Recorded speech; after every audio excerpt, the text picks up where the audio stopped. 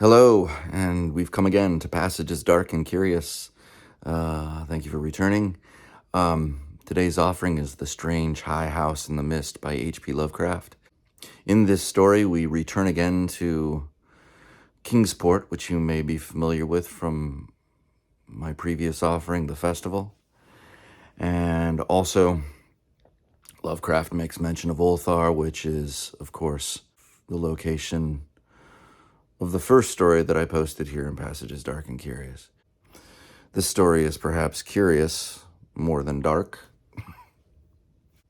and while there are subtle suggestions of terrors and horrors that lurk just beyond the windows and doors, this is perhaps one of Lovecraft's more fanciful writings and might find closer kinship to some of the fairy stories I've shared. And again, if you enjoy what you're hearing or intrigued by what you're hearing, please like and share and subscribe and comment. And all right, enjoy.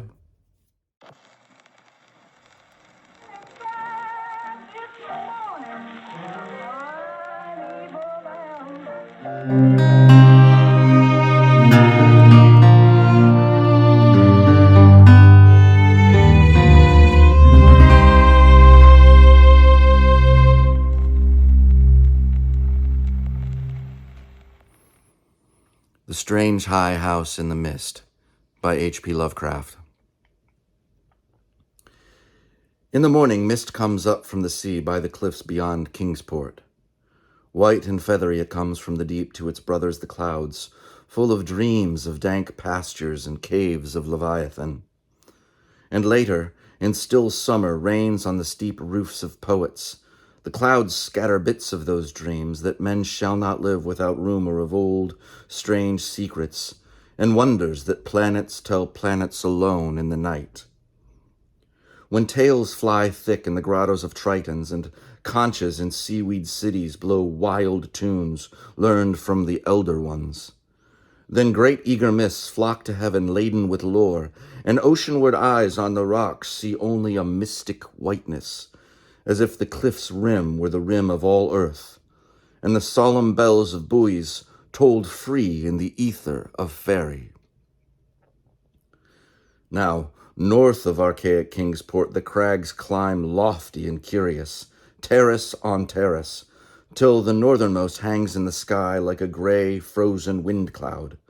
Alone it is, a bleak point jutting in limitless space, for there the coast turns sharp where the great Miskatonic pours out of the plains past Arkham, bringing woodland legends and little quaint memories of New England's hills.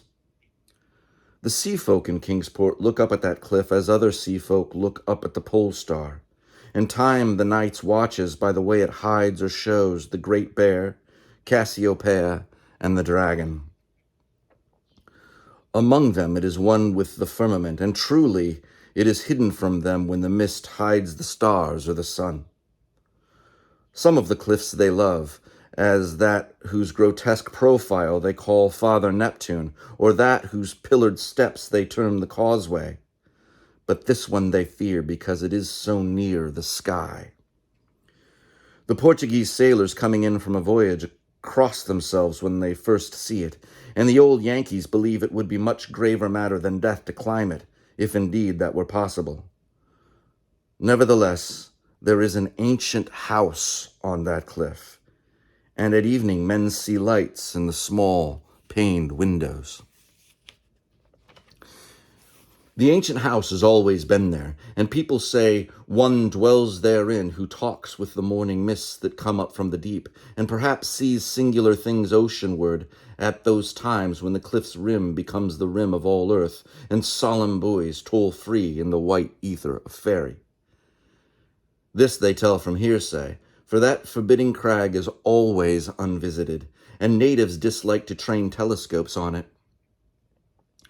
Summer boarders have indeed scanned it with jaunty binoculars, but have never seen more than the gray primeval roof, peaked and shingled, whose eaves come nearly to the gray foundations, and the dim yellow light of the little windows peeping out from under those eaves in the dusk.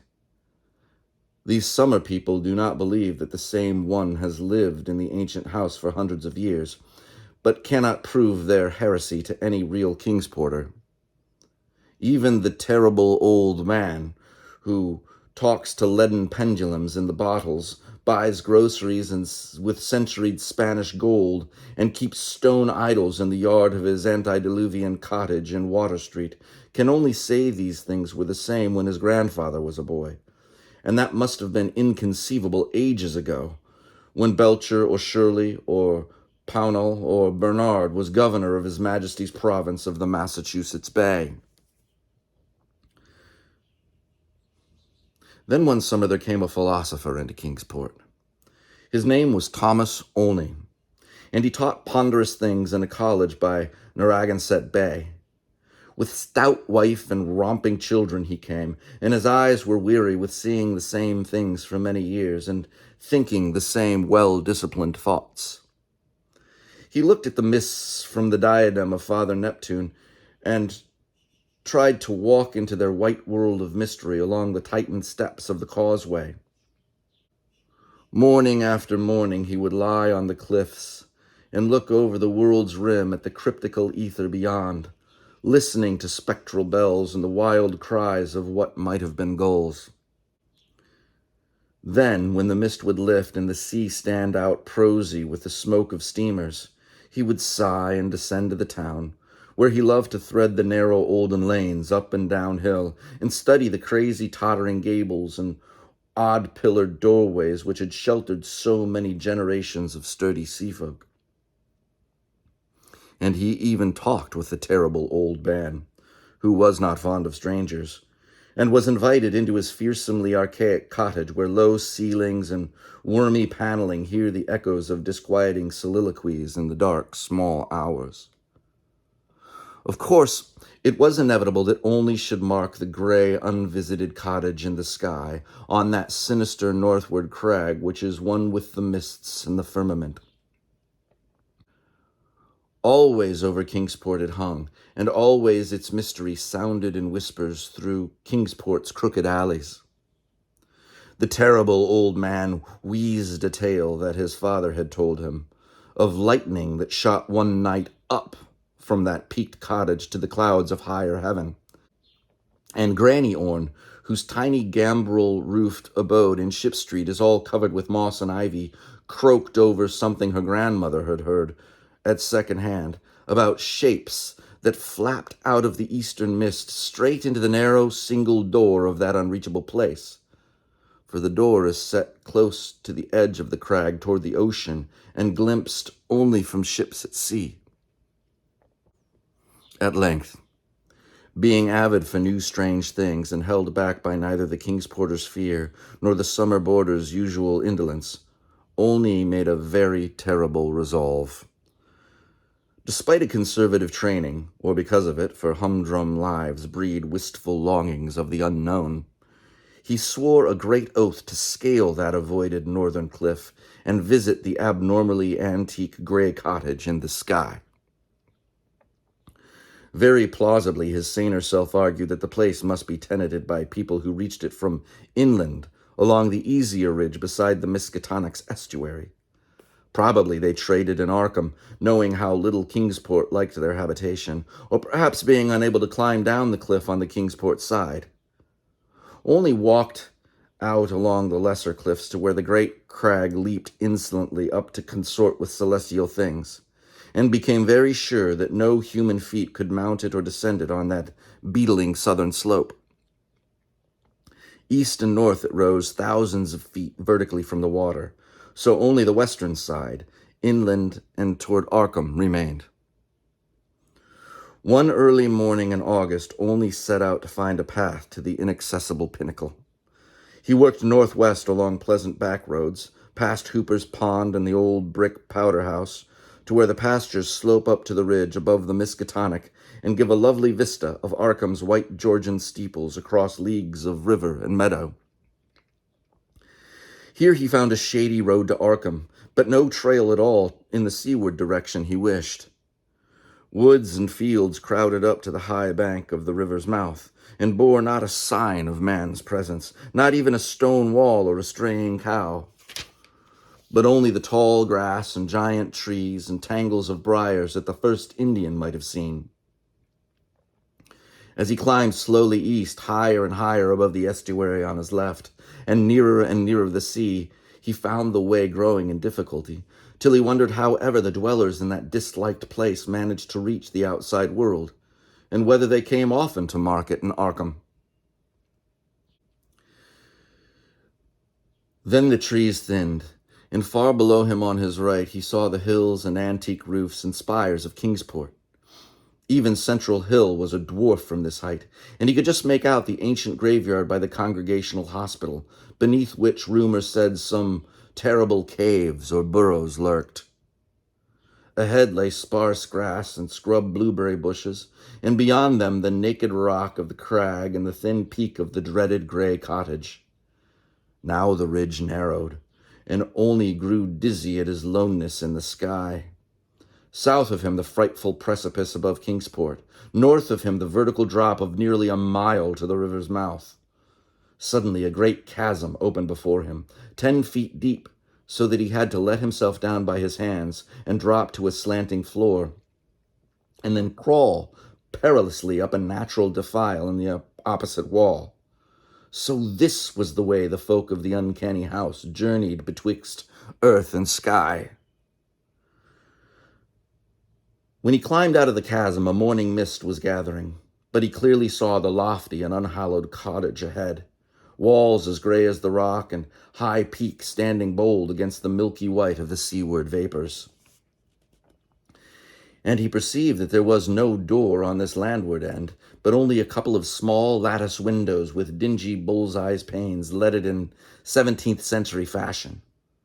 All around him was cloud and chaos, and he could see nothing below but the whiteness of illimitable space.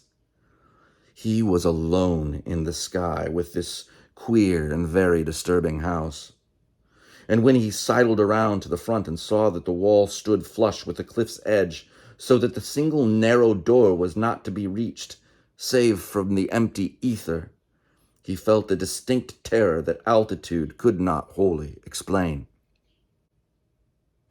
And it was very odd that shingles so worm-eaten could survive, or bricks so crumbled still form a standing chimney.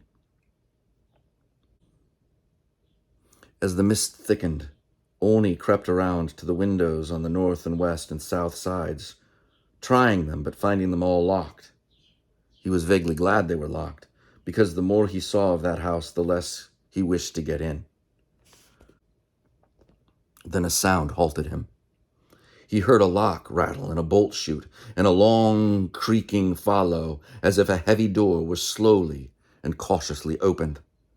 This was on the oceanward side that he could not see, where the narrow portal opened on blank space thousands of feet in the misty sky above the waves. Then there was a heavy, deliberate tramping in the cottage, and Olney heard the windows opening, first on the north side opposite him, and then on the west just around the corner.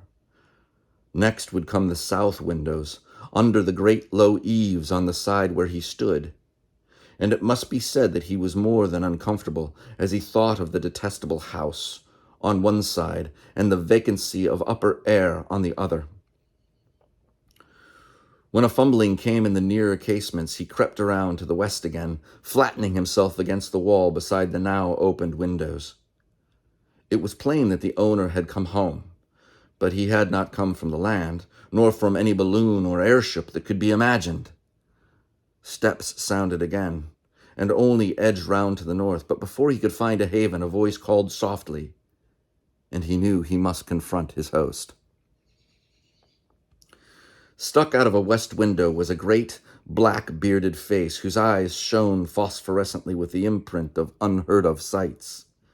But the voice was gentle, and of a quaint olden kind, so that Olney did not shudder when a brown hand reached out to help him over the sill and into that low room of black oak wainscots and carved Tudor furnishings.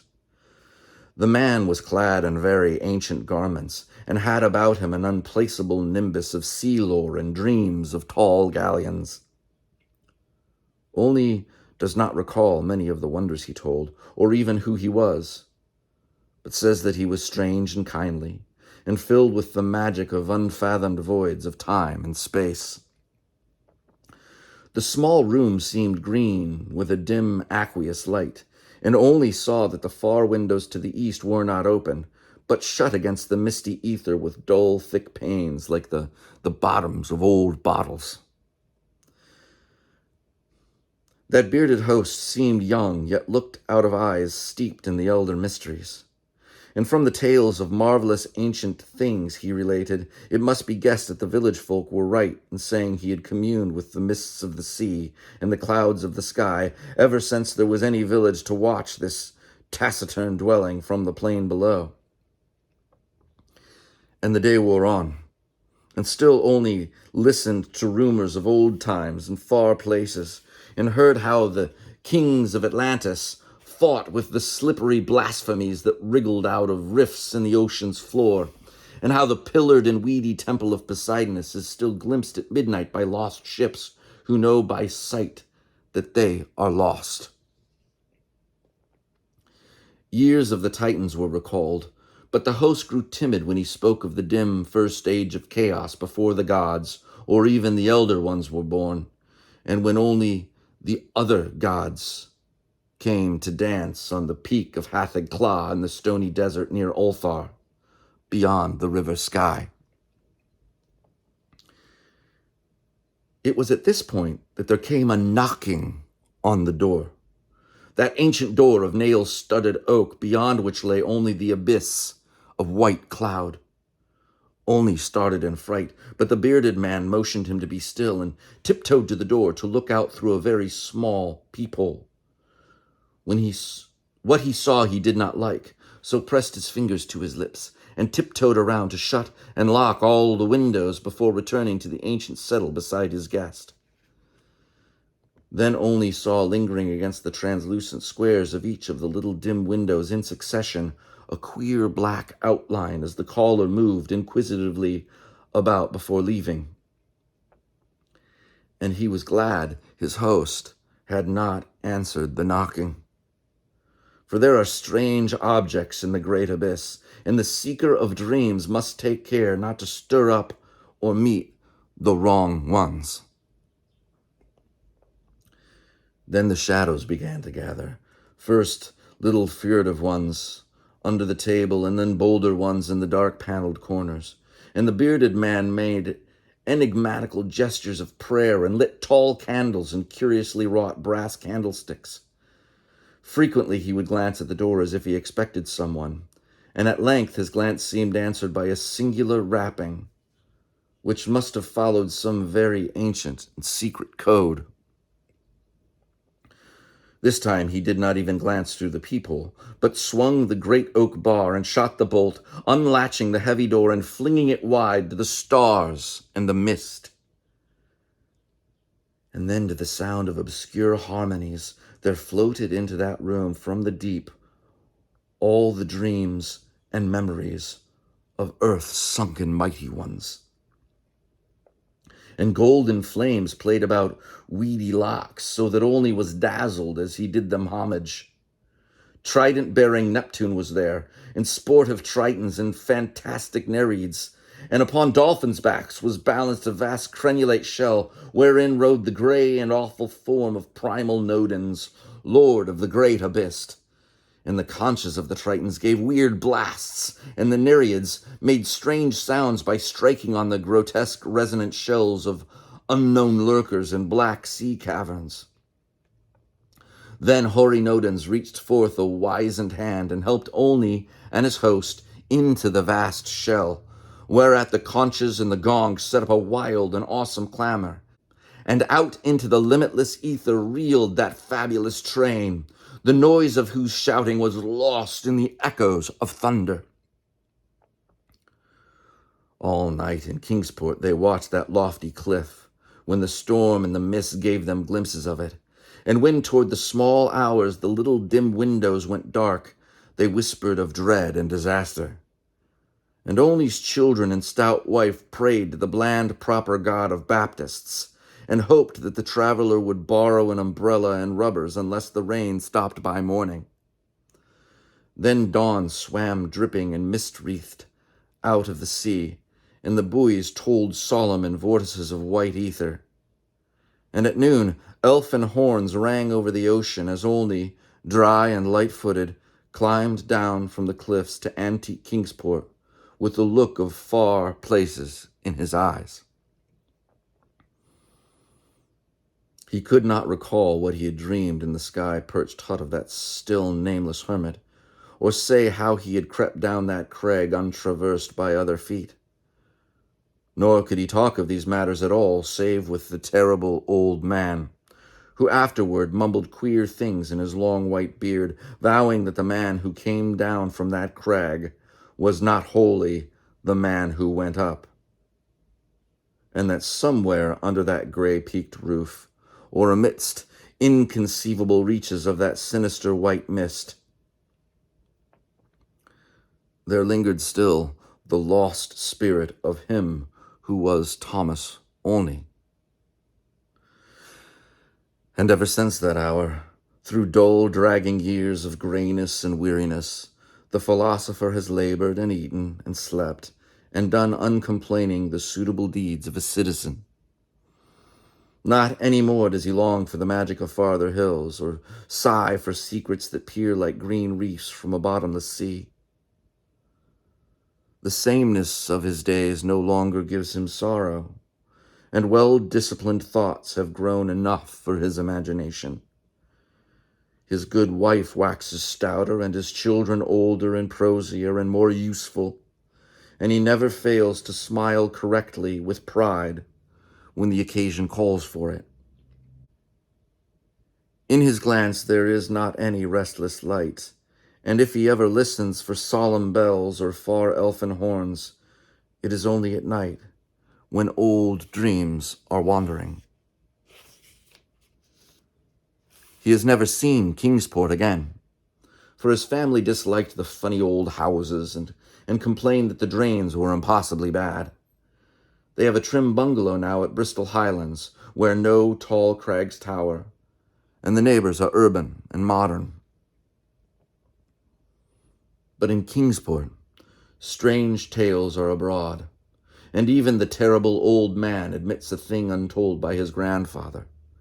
For now, when the wind sweeps boisterous out of the north past the high ancient house that is one with the firmament, there is broken at last that ominous brooding silence ever before the bane of Kingsport's maritime cotters. And old folk tell of pleasing voices heard singing there, and of laughter that swells with joys beyond earth's joys, and say that evening the little low windows are brighter than formerly. They say, too, that the fierce aurora comes oftener to that spot, shining blue in the north with visions of frozen worlds, while the crag and the cottage hang black and fantastic against wild coruscations. And the mists of the dawn are thicker, and sailors are not quite so sure that all the muffled seaward ringing is that of the solemn buoys.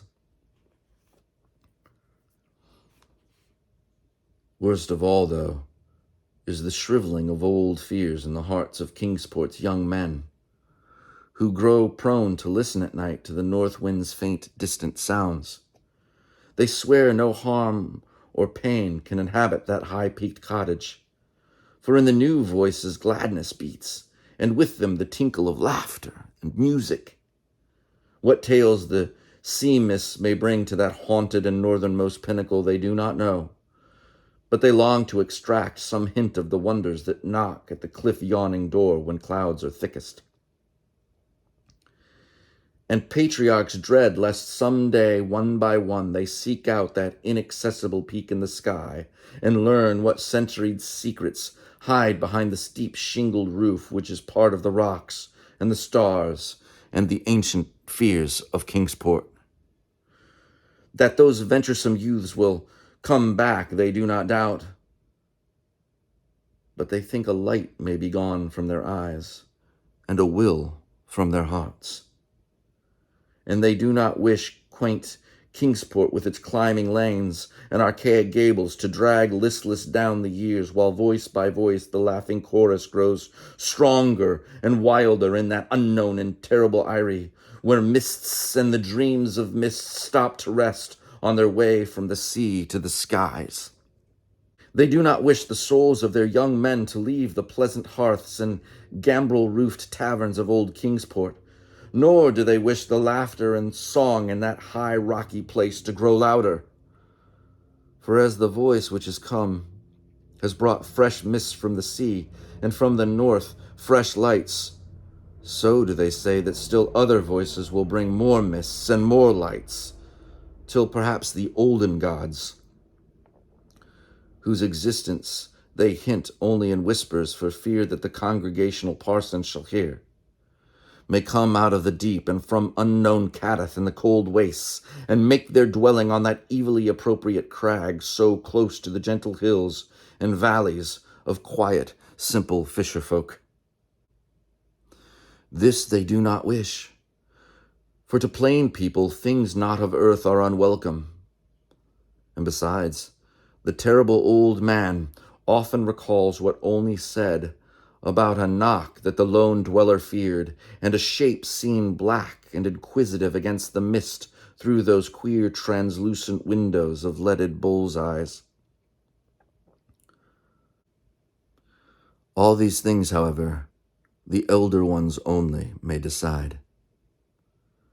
And meanwhile, the morning mist still comes up by that lovely vertiginous peak with the steep ancient house, that gray, low-eaved house where none is seen, but where evening brings furtive lights, while the north wind tells of strange revels. White and feathery it comes from the deep to its brothers the clouds, full of dreams of dank pastures and caves of Leviathan.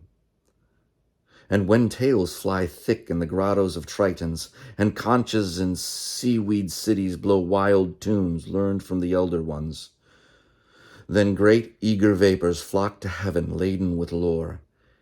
And Kingsport, nestling uneasy in its lesser cliffs below that awesome hanging sentinel of rock, sees oceanward only a mystic whiteness, as if the cliff's rim were the rim of all earth, and the solemn bells of the buoys tolled free in the ether of fairy. So thanks again for joining me in a journey into this strange and fanciful literature. I hope if you enjoy it, you'll seek out the writings of H.P. Lovecraft and visit Kingsport and its environs for yourself. Again, that was The Strange High House in the Mist by H.P. Lovecraft. Sweet dreams.